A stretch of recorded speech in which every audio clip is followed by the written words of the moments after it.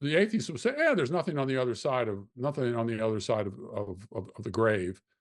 And if that's the case, then what anybody does down here right now has no transcendental ramifications.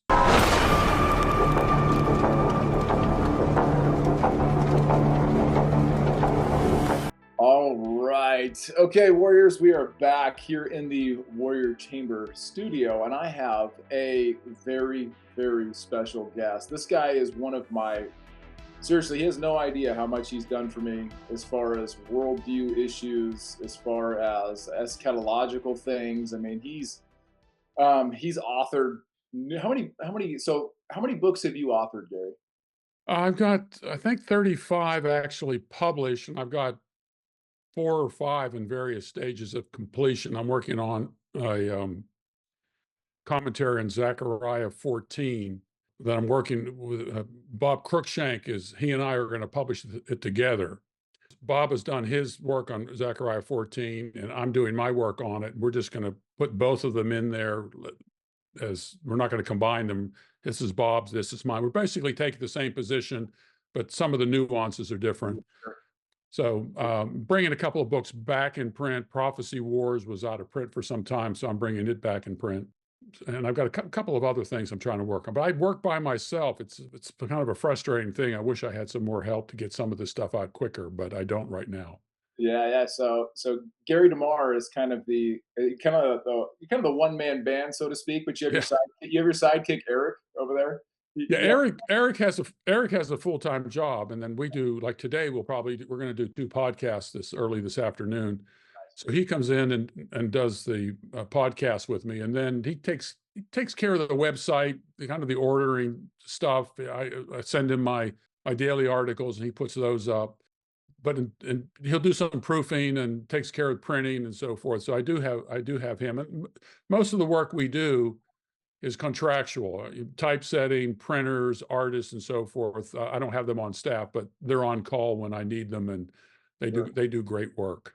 Yeah. Well, shoot. So, guys, if you're not familiar with Gary DeMar, he deals with a lot of worldview issues, and those worldview issues, dealing with government and things like that, that led you into your eschatological studies, things like that. And I've read Gary. I've read I've read so many of your books, man. So is Jesus coming soon?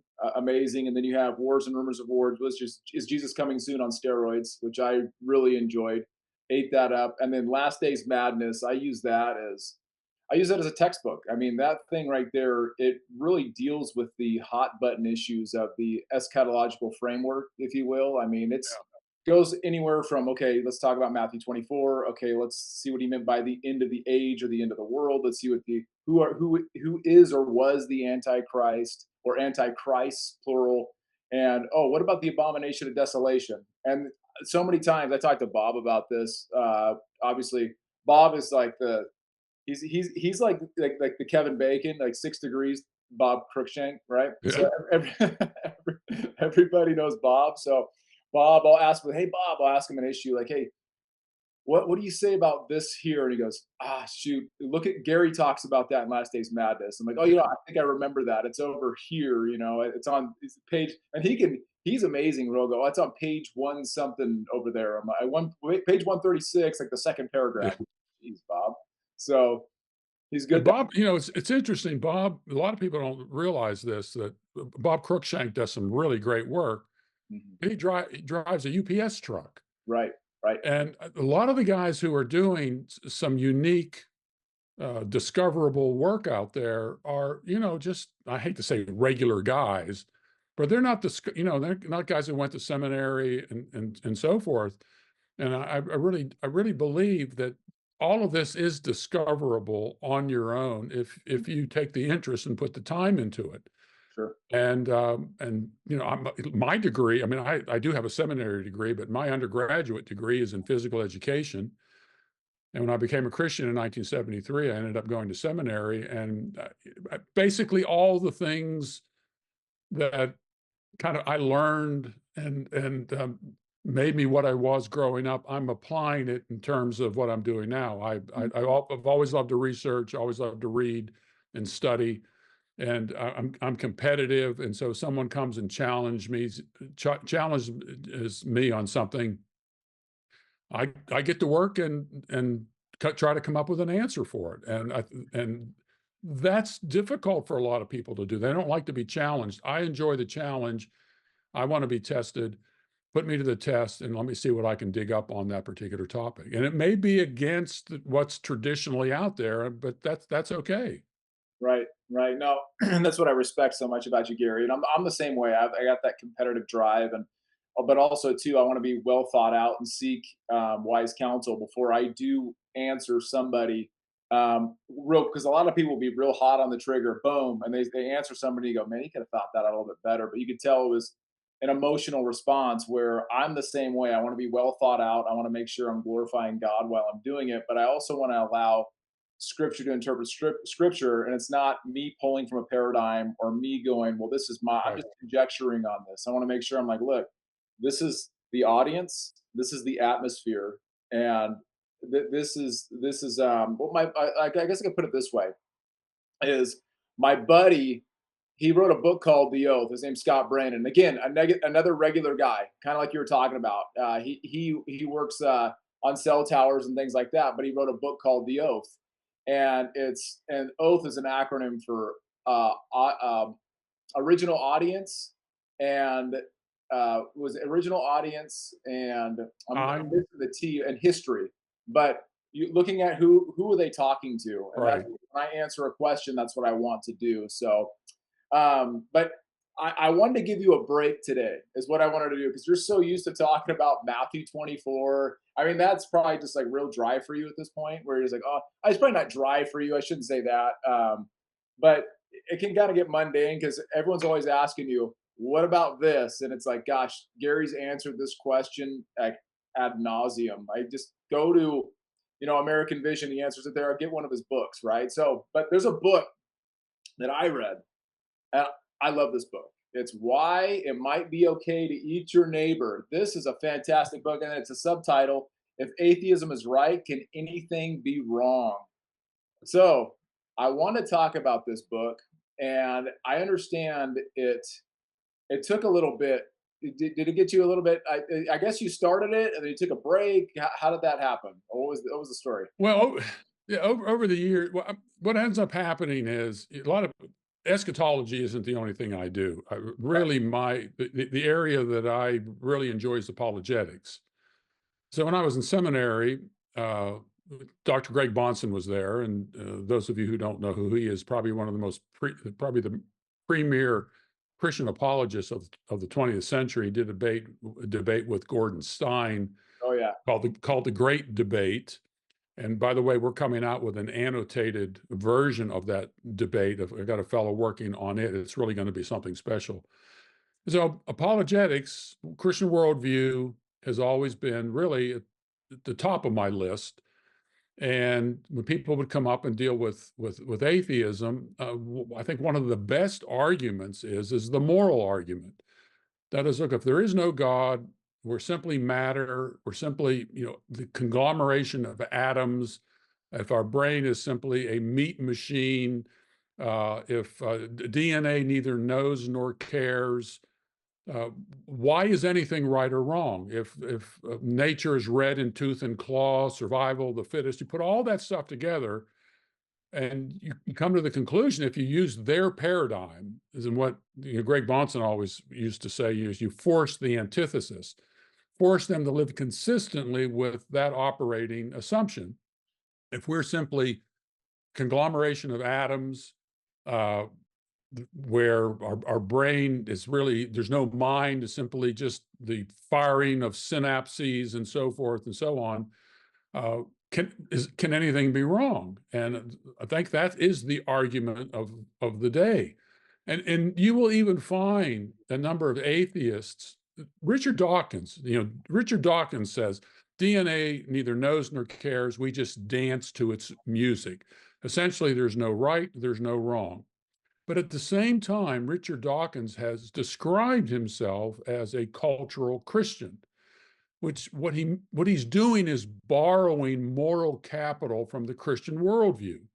he can't account for that moral capital within the context of his worldview if he's consistent. So he's got to go elsewhere for it. And the place where he goes is Christianity. And now, not at everything about Christianity, but this is what you're finding with a lot of atheists. They're not consistent with their worldview, and we can be thankful for that. Right. But as if atheists ever become fully consistent with their worldview and do not borrow moral capital from the Christian worldview, we're in big trouble. And there have been occasions in our history where, in fact, that's taken place. Yeah, and you talk, and that's definitely what I want to get into in your book, because the thing I loved about the book is this: is it's written to guys like me. It's very simple. It's written to even like housewives and anybody that, I mean, anybody who reads this book is going to go, oh yeah, he's using movies. He's using real life situations. Oh, I know who Penn and Teller are. Oh, I've seen My Cousin Vinny. Oh, he just referenced The Incredibles.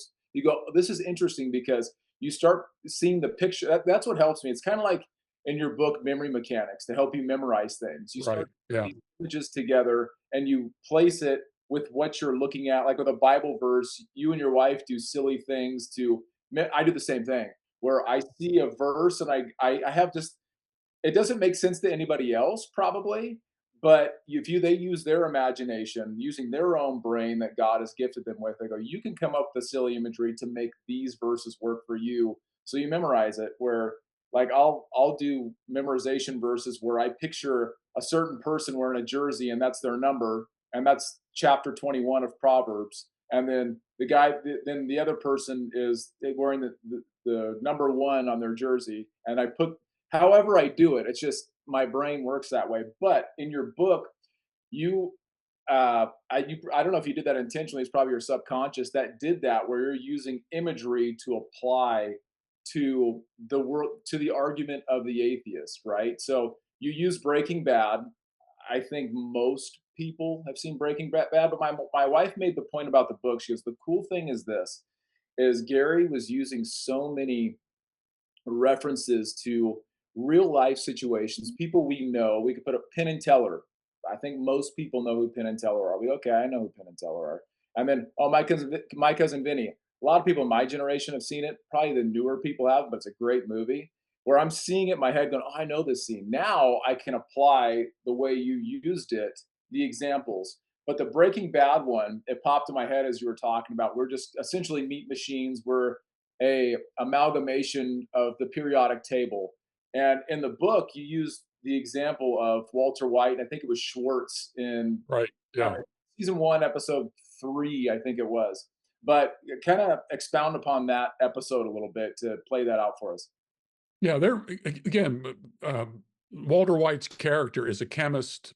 The woman he's working with she eventually marries his business partner, but this is kind of before everything takes place before the events of Breaking Bad, and they're breaking down the human body and all of its elements, the carbon, magnesium, phosphorus. They're going down through the whole thing, Yeah. and eventually they get to the very end, and but there's something missing here. There's just one thing we can't account for, and the question is this the soul? Is this? And basically, what they say is it's all materialism. Yeah. Yeah. It's all matter. And so if you watch the series of Breaking Bad, if that is the worldview that's operating there, everything you're seeing in Breaking Bad, there is no such thing as bad. Mm. It's you want to do drugs, and if it hurts people and it kills people and you want to make money on it, hey, if you're just a mass of chemicals, what does it matter? Whoever has the power, whoever has the means to get something done, who are you to say anything different from that? These are, nature red in tooth and claw. I'm in possession of the power here, and I'm going to use it to my benefit. And if other people get killed in the process, who's to say it's wrong? And I saw the whole series. My son told me, he said, "Dad, you need to watch Breaking Bad." And I started in the middle. He says, "You can't start in the middle." I went from the beginning. Then my wife went to visit her Hey, you know better than that. You are Yeah, I know, I come know, I on, know, I man. know. So, I you know. just I listened to your podcast this morning because you're starting a new segment, and it's called Eschatology Under the Microscope. And you said this. All right, I'm holding your feet to the fire. You said you don't start in the middle of the Book of Revelation. You are held to you're beholden to the start of that Yeah. book. So I Well, got I taught my son well, Dad, you can't you. start in the middle. You got to go all the way back. So Exactly. my wife was gone for visiting her mother, who was in their mid 90s at that time, and they were coming up to the final season, and I needed to catch up. So Uh, I talk about I binged the whole thing. uh-huh. And if you watch it, there's really nothing in there that has the morality is there. I mean, you can tell that the morality is there, but there's no basis for it. No Right. one's giving you any clue of the basis of what Walter White and Jesse were doing was wrong.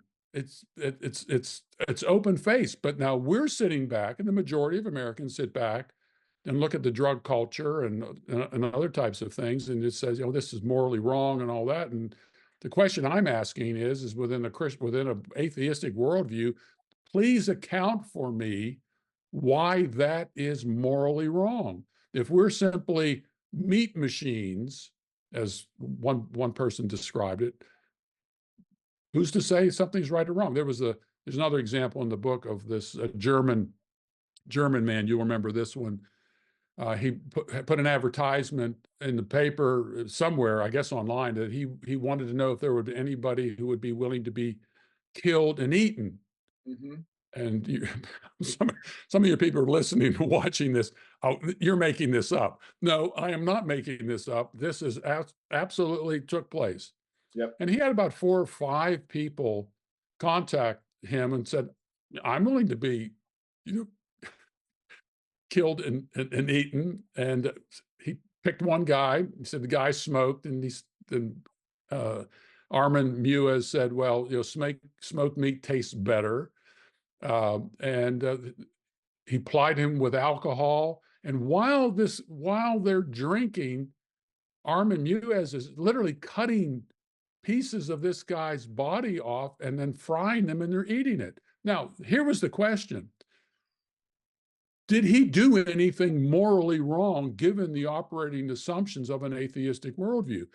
So this goes to court, and they did not have any way to determine whether or not he did anything wrong, because what did they do? They were consenting adults. Right.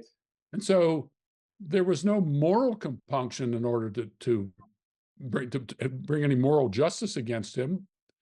They just said, well, he was insane. I mean, that was it. But Yeah. who's to say? Who's to say he was insane over all of this? It's just so we're back to this idea of how do you account for morality in an atheistic worldview? Yeah. I've been reading this book. I think you'll really enjoy this book I've been reading. It's called The Future Was Now, and it's just come out. And I've heard of this. yeah, Okay. Yeah. it's about the films that came out in 1982. But this guy goes through kind of the whole kind of history of Hollywood during that period of time, and it's a terrific book. I Mm, really recommend it. It's I not gotta a check. Christian book, but if you're interested in worldview, and these guys really they're not talking worldview. You're bringing your Christian lenses into all this. But there was a very interesting um, comparison between E.T. and The Thing from Another World, which Uh-huh. was a remake that Kurt Russell starred in. The original one was in 1951. One of the best. I Yeah. love it. Yeah. Okay. So you've got these two alien films. One is it kind of a tearjerker. It was Spielberg's E.T. was really kind of his growing up era. Mhm. And when audiences watched E.T., many of them were in tears at the end. It was just this heartfelt movie. And Oh, yeah. then you have The Thing from Another World, which is a gruesome It is gruesome. The remake is gruesome. You want to watch that isn't gruesome, go back to the Oh 1951 my, yeah, version. because the new John Carpenter does such a Yeah, good yeah, yes, yeah. You got job. a lot of criticism for it. So here's the question. All right. And even the film Alien, the series, Oh, the yeah. serial, okay. And then you go back to that Twilight Zone episode, To Serve Man. Ah, yes, yes, yes, yes, yes. Remember? Okay. So, Yep. all right. They perceived us. So you have Alien, Poltergeist, the thing from another world.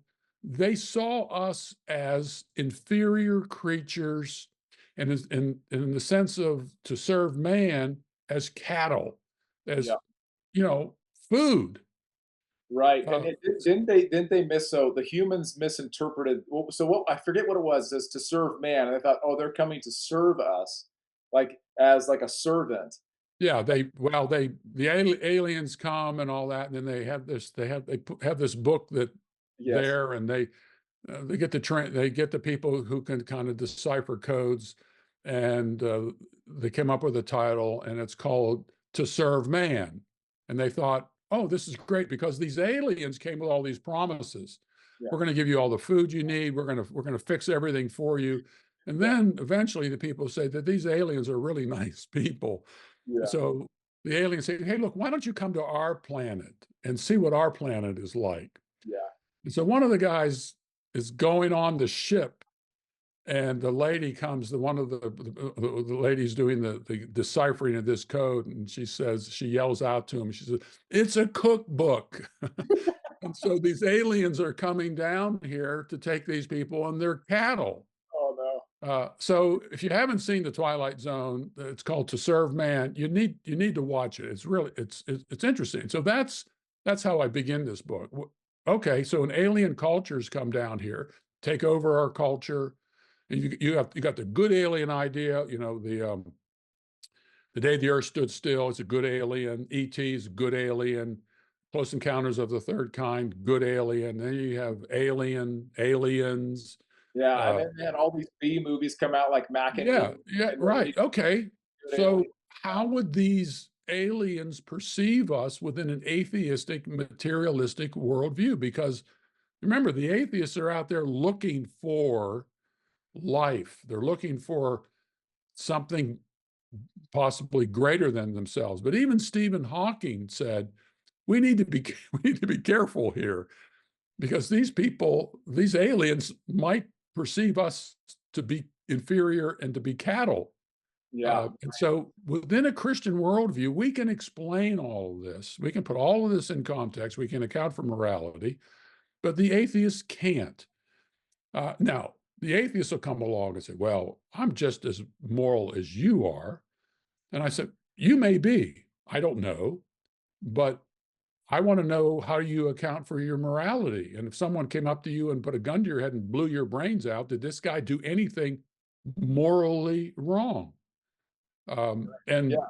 so and there was another book called The Natural History of Rape, where Oh, these yeah. Uh-huh. these these two scientists said, evolution really is we got here by rape. The strong males, beat the weaker males, and then they went in and took the females, and they said, well, no, we're not saying that rape is okay, but my point was, wait a minute. If evolution is true, and you're saying this is how we got here, well, not only did we get here by rape, but we got here by killing the weaker people. How do you account then for why is rape wrong and why is killing people wrong in order for the survival of the species? Right. And Yeah, and so you made yeah, sorry. so I just think this is a moral argument. The moral argument is easier to do than some of the more philosophical arguments because, and as you mentioned, I have all of these examples in why it might be okay to eat your neighbor, that I apply that operating assumption. And all you have to do is be a questioner of somebody in order to force them to live consistently with their unbelieving worldview. Right. Yeah, and, you know, it's funny because you have as you were saying, it's like we're not saying an atheist can't be moral. I mean, I know plenty of atheists that are moral, but again, they're like Dawkins. They're like these other folks that they borrow capital. I forget what one of the guys said. He's a what is he? He's a freeloader of the Christian worldview or some. Yeah. Yeah, yeah. So he's a freeloader. He admittedly says that, like, if we didn't have this, I think Dawkins said if we didn't have this, this would be chaos if we didn't have some sort of order going on. So even he knows that he has to account for morality some way, somehow. And there's a popular YouTuber, his name's Destiny. I don't know if you've ever come across Destiny stuff, but he's debated Candace Owens. Piers Morgan has him on quite a bit, but he's a staunch atheist, and he likes to argue from a philosophical viewpoint of like, oh, atheists can be moral, and this is why. It's like, dude, we're not saying you can't be moral. We're not saying that at all. It's just you just cannot account for it. You can't account for your morality, right? And you mentioned the Gordon Stein Bonson debate, and guys, if you listen to that debate, guys, you have to listen to it because I mean, Gordon Stein did not know what hit him. He had no idea Yeah. what Bonson was It's bringing. a buzzsaw. It He was, ran into a buzzsaw. he did. He had Yes. no Yeah. idea what was coming. I think he was. I don't know what he was thinking. I think the idea of most people is, well, this is going to be some fundamentalist guy. He's just going to be giving me circular reasoning, and he's going to try and give me some argument that's going to be easily refutable. And as I was talking about earlier with my wife, she was like, I mean, we were talking about your book. She was saying, yeah, I mean, this book. It's easy for me to understand. It's easy for the layman to understand where we can use this, and it doesn't make us. When you're using references like you are, whether it's pop culture or modern day, I don't know, the modern day philosophers, it doesn't make it look so fundamental, like a fundamentalist or wooden, because that's kind of the idea that most people have of Christians, like, oh man, they're out in some cabin in the woods waiting for the end of the world, and they're just crazy people, and you can't you can't wear a dress and you can't do this. So, but you read it and you go, oh shoot, this is a normal guy.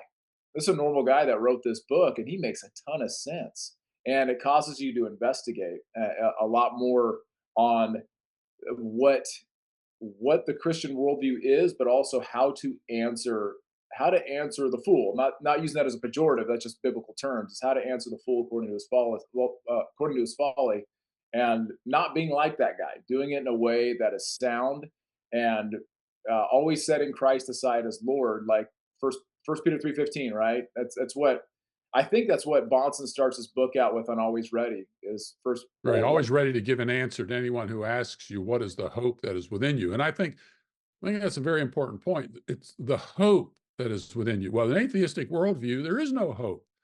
When you're, I ran into I talked with a friend I've known for more than 50 years, and I remember she was telling me that um, she grew up and her mother told her that all we are is worm food, Mm, and she was terribly afraid of death.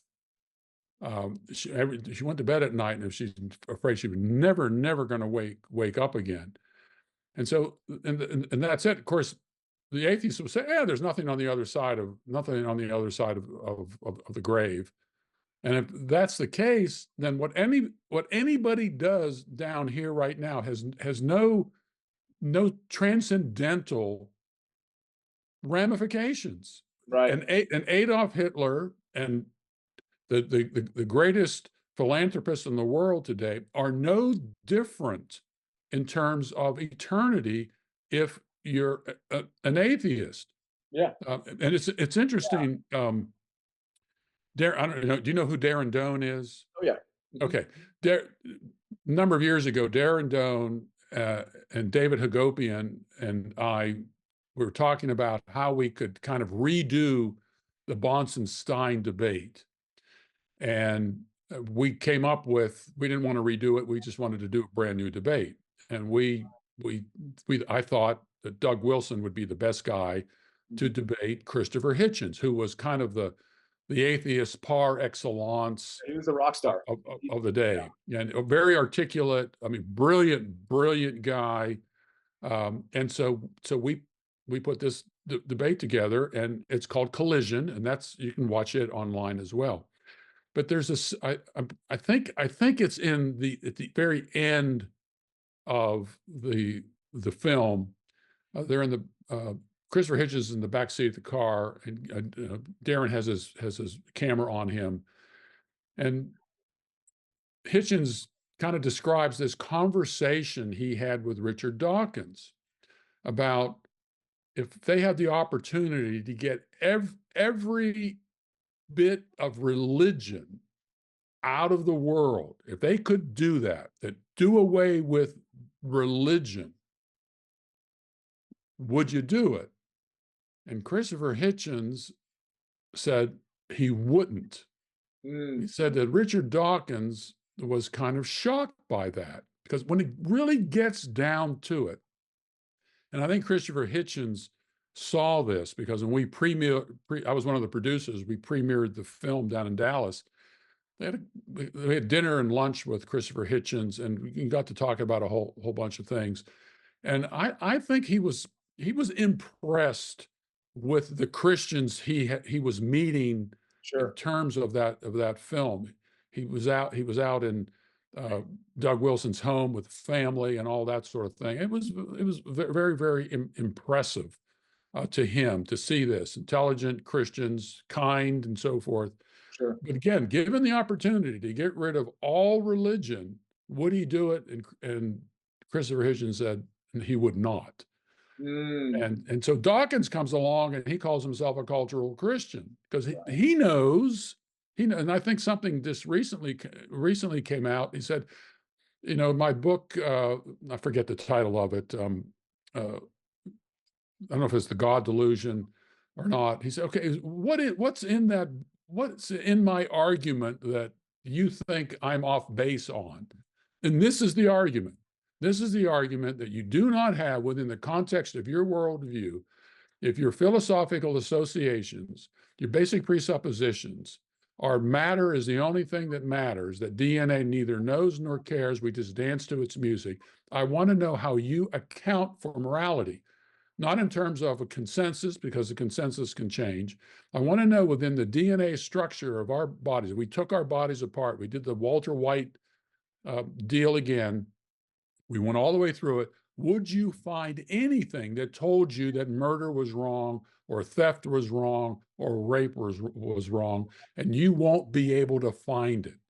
mm, And we published a book by Greg Bahnsen called Pushing the Antithesis. That's how that book is. It's all about forcing the unbeliever to live consistently with his operating assumptions without borrowing moral capital. There's a story of I forget I know the guy's last name is Ryan. He was a Christian pastor that he was going to live as an atheist for a year. oh, I don't know geez. if you remember the story in the book. Yeah, vaguely. He says, "Oh, yeah, I don't need God."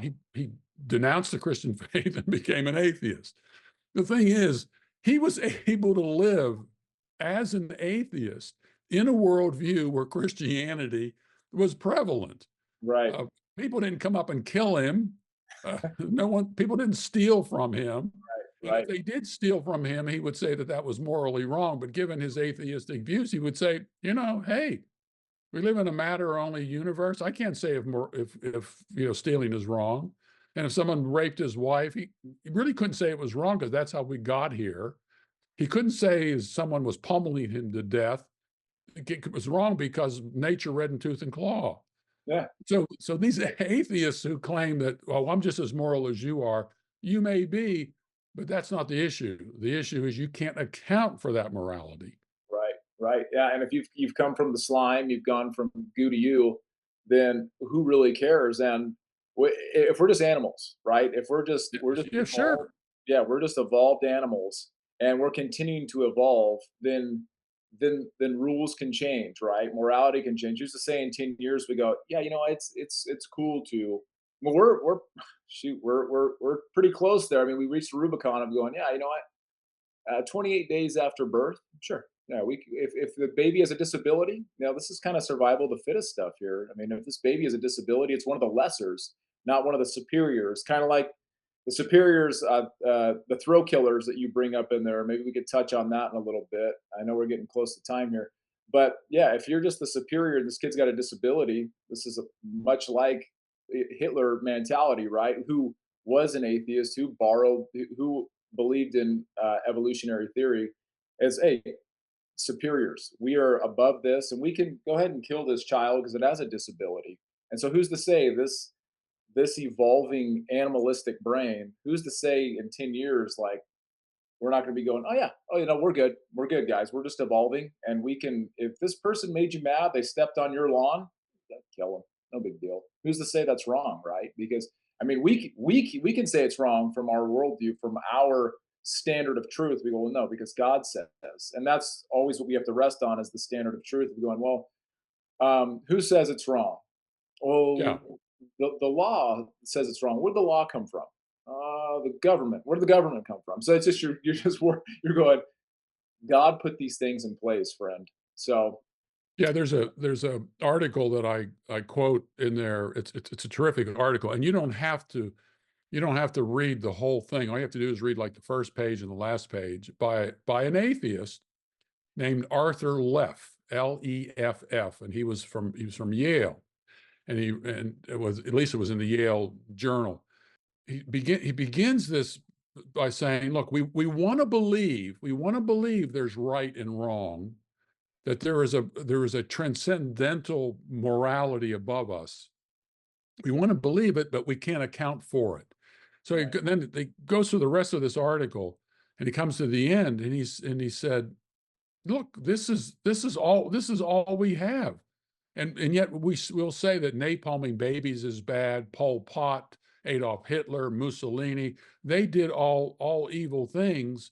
And then he ends the article with, "Who says?" S-E-Z. Who says? Then it really ends with this: "God help us." So Mm, he understands that you have to account for morality, and there has to be a transcendental morality, that is a reality above us. But he couldn't account for it. But yet he knows, and he said these things are morally evil. But who says they are? And that's the question. There are two questions: by what standard, and who says? mm. And those two go together. Oh, 100%. And this is, we as Christians, we just didn't need to. We don't. You don't have to be a great intellect to do this. You just have to ask those questions. By what standard are you using? And who says? That is, what is the basis of that standard? And then force people to live consistently with that operating assumption, and let's see where it takes them with not allowing them to borrow moral capital from the Christian worldview. Yeah, yeah. Rest on the standard, and then play their worldview out to its logical conclusion, and ask them. So you agree with this here because this would lead to this, that would lead to this, and it's a lot of people, they kind of get frozen, and it causes them to think, because I don't think they've really, a lot of people don't really think past their noses anymore. They go, well, I believe this because my favorite political figure thinks this way, and I like this because this hero of mine said that. Instead of going, well, test all things, right? Even Yes. Christians are totally guilty of this when it comes to the eschatology issues, right? Oh, I heard this from the pulpit, but Jesus asked that question to the Pharisees. Well, you heard it said, but God, right? Right. Exactly. God. Yes. So Yeah. that's one thing that we always have. We have to hold everyone's feet to the fire, really. Go, well, let me test this. The Bereans, that was what they were great at. They tested Paul. All right, let me check this out, man. Let me see what you're saying here. See if it's true. They didn't go, oh yeah, let me just pray about this. Let me get an answer. It's no. Let's test it by the standard of truth.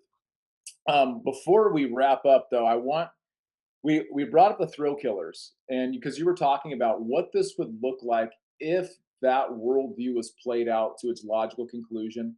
And there was a couple examples. There's a few examples that you use in the book. A couple that stood out to me were the Columbine kids, because I Right.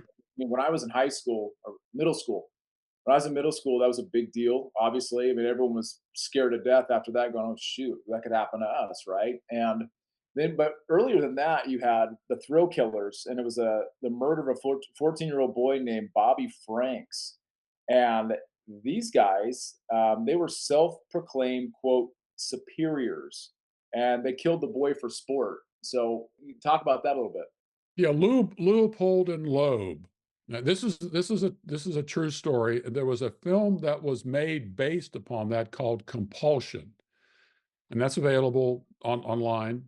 And so Leopold and Loeb got caught. They thought they were so smart, but they made so many mistakes. What year was this, Gary? First, what year was this? About 1920s, right? Like I 1924. I I I think so because the Clarence Darrow, who was the defense attorney for Leopold and Loeb, was the defense attorney in the Scopes trial of 1925. And I bring these two things together because the Scopes trial, 1925, the monkey trial, was really over ethics, morality. It's not really presented that way in the press or in the film Inherit the Wind. But William Jennings Bryan saw the moral implications of Darwinism. He said, look, if this is correct, there's no way to account for morality. And you mentioned in texting me of the book, a civic biology. Mhm. Civic biology was the textbook that was used in Tennessee at that time, and it is an evolutionary nightmare. It forms the basis of racial prejudice because there were certain what would you call them, races that were inferior to other races, and that Right. white races were to dominate these other races. It's in that book. And so William Jennings Bryan, that's what the debate was about, the moral implications of Darwinism, of evolutionary theory. And it's gotten lost in the trial because of Darrow was pretty smart. He's just started dealing with the creation evolution debate and so forth and so on. And William Jennings Bryan should have said, look, we can debate that, but that's not what this is all about. So Leopold and Loeb, they kill little Bobby Franks, and they get caught, and Clarence Darrow goes and defends them, essentially based upon, hey, this is just like evolutionary, theory here. There's no way to account for morality here. Uh, they evolved this way. Yeah, This is this there's this no was difference. this was by nature what they were. They couldn't help themselves in doing Yeah. this because that was they didn't even use the word evolutionary nature. I mean, I think his closing argument was like two and a half or 3 hours on all this. Now Wow. they ended up going to jail, but they did not get the death penalty. But so Darrow was being consistent, but inconsistent. I'm living here. I'm a free man. I wouldn't want to kill anybody, but yet he was using the argument by saying some people who are by nature have evolved in this particular way, and they couldn't help themselves because their nature was just that. They had no conception of right and wrong. Right. And the two, yeah, it was as easy as killing a spider or something like Yeah, that. yes, yeah, Yeah. that was the phrase he used. Yes. It was as easy as killing a spider. And with the Columbine kids, what one of the kids on their shirt, I mean, that if you look at their diaries, it was obvious that they thought they were more evolved than everybody else, and they wanted to do like a simul Doom, the video game Doom at that time had just hit, and it hit well, and it was violent. It was a first person game, and it was banned, I think, in Germany in like 1994 because it was so violent. It was considered X rated. But these guys wanted to do a live action, real life Doom game, and went around killing kids. But in their school at Columbine, but their shirt, one of them had a shirt. What did it say? Do you remember what that shirt I think said? it said survival of the fittest. There you go. Yeah. That's And then there was this shooter in Finland who basically did the same thing, and he attributed his worldview to his evolutionary theory. So you got to get rid of people. They're inferior. We need to do away with them. And these types of um, comments by people, they are suppressed in the press. It's the same thing that happened when this woman who claimed to be a man went into that Christian school and shot people. They don't want you to see her diary. They're Right. trying to keep the diary hidden because her comments, and some of them have leaked out, she attributes it to an atheistic worldview and opposition to Christianity. They don't want you to know that. They're just we don't know the truth of what's going on with a lot of these stories because the press suppresses them because they know it's damaging to their secularistic atheistic worldview. 100%. 100%. Well, Gary, we're getting to the close here, man. With all this being said, we're talking about this atheist worldview, and it's very dark and very depressing. I mean, what's the hope? What can we rest on when we're talking to our atheist friends?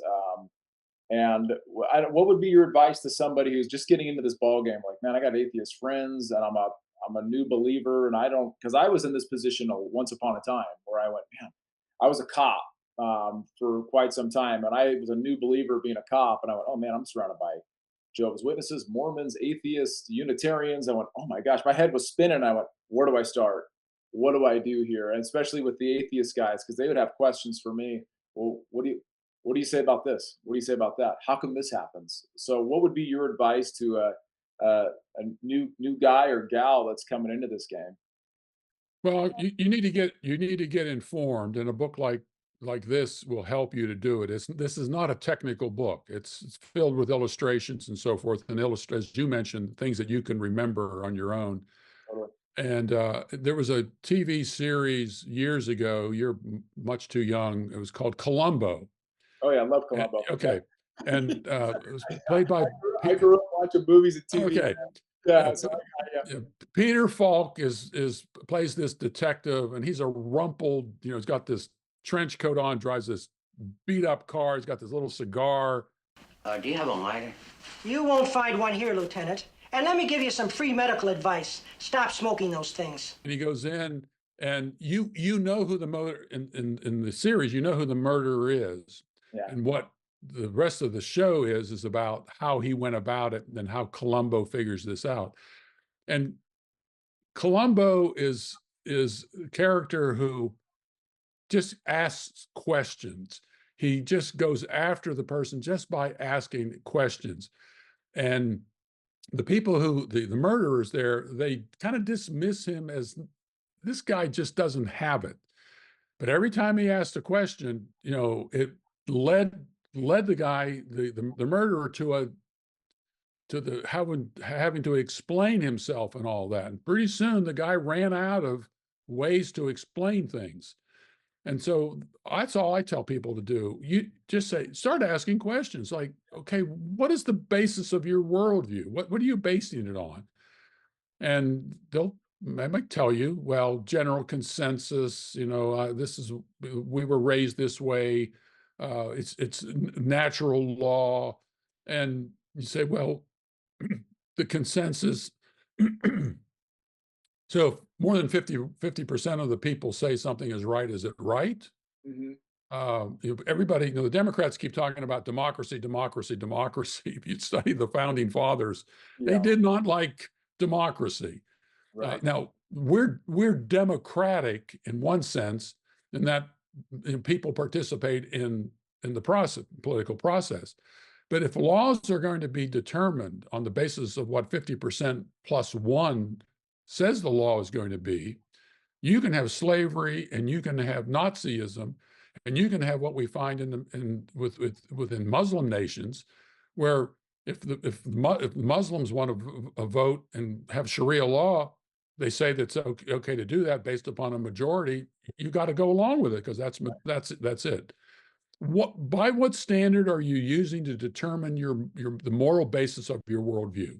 Yeah. So once you find that out, then you have to do is you've got to kind of force them, not by force, but force them to live consistently with it. Put them to the test. Now, what about this situation? What about that situation? You may not win them over, but you'll get them to think about having to account for their worldview. Where did it come from? What is the basis of it all? Yeah. And there are enough examples in here, and plus we have a number of books on apologetics. I did a book called Thinking Straight in a Crooked World, which helps with this. Greg Bonson, we published 3 books of his. And if you're interested in those, you can get all of this at americanvision.org, americanvision.org. And if you get why it might be okay to eat your neighbor, there are enough footnotes in there and so forth that'll take you to other places. Lots of articles I've written. You go to americanvision.org. I write 2 articles a week. I do 3 podcasts a week. And it's simply trying to understand the other person's point of view and what they're using as the basis of it, and don't allow them to borrow from your worldview and make them to live consistently with those operating assumptions. And I tell you who's really good at this is Charlie Kirk. If you've ever listened to Charlie Kirk, he is very good at finding out the operating assumptions of a person's worldview, forcing them to live consistently with that, with the basis of that worldview. And that's what you do. And on what you're after the foundation. You're not after the rafters, not after the attic. You can debate details and so forth and facts. You have to do that sometimes. What you want to do is you got to get down to the foundation of a person's worldview and force them to live consistently as they build their house on it. Do you really have the right foundation? And a little bit of what's happening in our culture today. I think if you go to 2 Timothy chapter 3, most people, when they read 2 Timothy chapter 3, they read the first 7 verses and they say, hey, this is our time.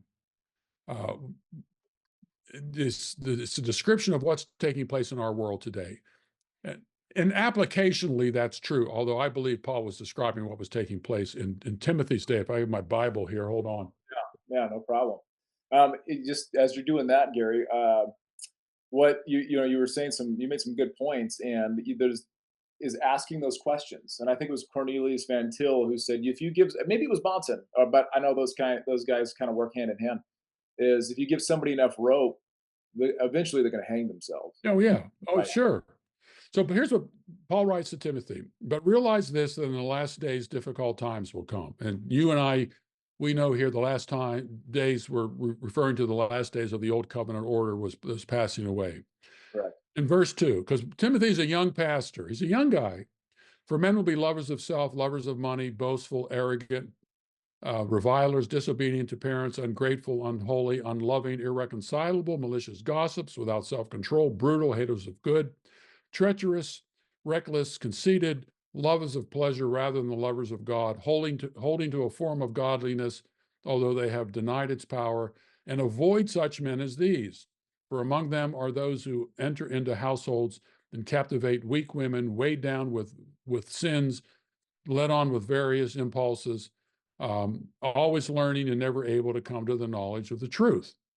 Now, basically, that's every culture. But Paul was addressing that specific culture, which led to the destruction of Jerusalem in AD 70, because the unbelieving community at that time was like this. But these are attributes you can even say are taking place today. But listen to the rest of this. First of all, they're always learning and never able to come to the knowledge of the truth. Now look at verse 8. And just as Jannes and Jambres opposed Moses, so these men also opposed the truth, men of depraved mind, rejected as regards the faith. Jannes and Jambres were the sorcerer high priest who confronted Moses and Aaron when Moses came in and said, God said, let my people go. Right. And you know what happened? Aaron's rod's thrown down, the sorcerer high priests come in, they throw down their staffs. Aaron's staff consumes the serpents. Now look at verse 9. But they will not make further progress, for their folly will be obvious to all. Mm. And that's what I believe is what happened in our culture today. As people become more and more consistent with their unbelieving worldview, it results in folly. And it can be dangerous folly, like what Nazism, communism. I mean, communism, Black Book of Communism says 100 million people would die because of communism in the 20th century. It can be horrendous. Wow. But eventually, the folly is real. It catches up with them, and it ends up destroying everything. So the question is, what do we as Christians do in the interim? Verse 10, talking to Timothy, application to us. But you followed my teaching, conduct, purpose, faith, patience, love, perseverance, persecutions, sufferings, what happened to me at Antioch, at Iconium, and at Lystra, what persecutions I endured, and out of them all the Lord delivered me. And indeed, all who desire to live godly in Christ Jesus will be persecuted. But evil men and impostors will proceed from bad to worse, deceiving and being deceived. You, however, Timothy, and applicationally to us, continue in the things you have learned and become convinced of, knowing from whom you have learned them, and that from childhood you have known the sacred writings, which are able to give you the wisdom that leads to salvation through faith which is in Christ Jesus. Now, here's the clincher. All scripture is God-breathed and profitable for teaching, for reproof, for correction, for training in righteousness, that the man of God may be adequate, equipped for every good work. So you have to immerse yourself in this. Teach your children how to think like this. This is why my book, Thinking Straight in a Crooked World, and in this book as well. This is where we are in our culture today. We want to change the culture. We're seeing it. We're seeing people become more and more consistent with their unbelieving worldview. Transgenderism's literally cut off their future. Homosexuals, for the most part, don't have a future. Abortionists are killing off their future. While what we should be doing is following God's word, applying it to every area of life, and we change ourselves, our families. I wrote a book called God and Government, how God's government applies to everything: self, family, church, civil government as well. We need to immerse ourselves in what a complete, full biblical worldview is all about. And you notice what you don't find in here. You don't see Paul talking anything about an escape eschatology, none at all. Yep. Tells Timothy to get the work. If you want to change the world, you've got to put the hours in. Yep. And Jude says the same thing: contempt for the faith that was once for all delivered to the saints. Yes. Yeah. And Jesus says that he has all authority, not just in heaven, but on earth. And he gives them the marching orders. Go in all the world, make disciples, teach them to obey, right? Baptize in the name of the Father, Son, Holy Spirit. So that's the call. That's the Great Commission. That's what we have to be doing. It's not. And look, Brett, I know people look out and say, it's just too much. There's too much going on. You are responsible for yourself and self-government. That's the starting point. Yes. Then your next circle of responsibility is your family. And your other circle of responsibility is your church. And then your occupation and what you're doing. Those circles of responsibility are extremely important and foundational. You can't change a culture unless you change people and families. The church has to change. Business relationships, journalism, whatever the case might be, the Bible applies to every area of life. But ultimately, self-government is the basis of how to change a culture with God's government over all things. And it's not romantic. It's not going to happen overnight. We got into this mess over a long period of time. Yep. It's going to take time to do it, but it starts with us. Oh, 100%. Yeah, influencing those 8 to 15 people that you're constantly interacting with all the time. And God is in every area of life. He's not just confounded to that building over there, brick and mortar, 4 walls and a roof. I don't just leave him there. He's with me all the time. And if we are truly Christians, we are those living stones. We are the temple. We are now going out in all the world and fulfilling that Great Commission. So, Gary, we've gone over a little bit, but I wanted to talk to you about the comics. I'm thinking we'll do that at another time. Maybe you and I will talk some eschatology down the road if you're good with that. Sure. Yeah, love to do it. I think that'd be a blast, man. I had so much fun. Again, you've done so much for me as far as worldview goes, eschatology. I love your articles. So, guys, if you want Gary's stuff, you go to AmericanVision.org. And AmericanVision.org. Yes. Got it. Okay. AmericanVision.org. And you can find you on Facebook. Your handle. Facebook. Yeah. Gary DeMar. Is that as simple as that? You got American Vision, and you can go to Gary DeMar as well. I'm all over, and that's where I get into most of my trouble. Yeah, that's right. I think most people do. It's my material, like comedians have material. Yeah, that's right. Life is material. Well, Facebook is material for me. It's Oh, great. yeah. I love it. It's my research. It's There my you go. research. That's awesome. Well, guys, get this book right here. Why It Might Be Okay to Eat Your Neighbor. If atheism is right, can anything be wrong? And if you guys are ready to jump down the rabbit hole of eschatology and challenge your traditions, get Is Jesus Coming Soon? Wars and Rumors of Wars, Last Days Madness. And it was called End Times Fiction. Now it's called what? Left behind, separating fact from fiction. Fiction. Okay, got it. And you have the Gary DeMar podcast, and Right. you have a new segment now, Eschatology Under the Microscope. Is that right? Yeah, biblical prophecy under the microscope, which is a Friday feature. The first one actually dropped today on deals with the Antichrist. Nice. The Antichrists. Plural. Yeah, you got it. You got it. Well, shoot. All right, guys. There we are. Gary DeMar.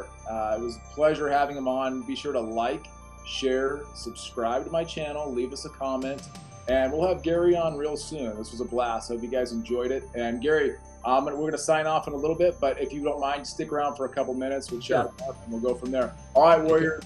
We'll see you on the next one. Adios.